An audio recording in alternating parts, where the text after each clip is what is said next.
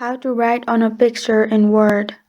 Hi everyone, it's Sophia to assist you today. Without any delay, let's jump right in. First, open MS Word and after inserting your picture, go to Picture Format.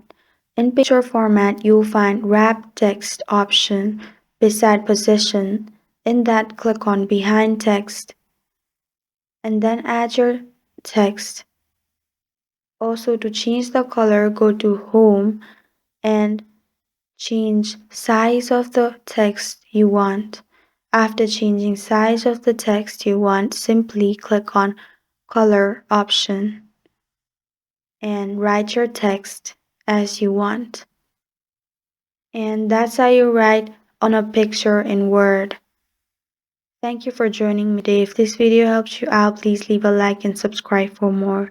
Got a question or want to suggest a topic? Comment below. I am Sophia signing off. Until next time.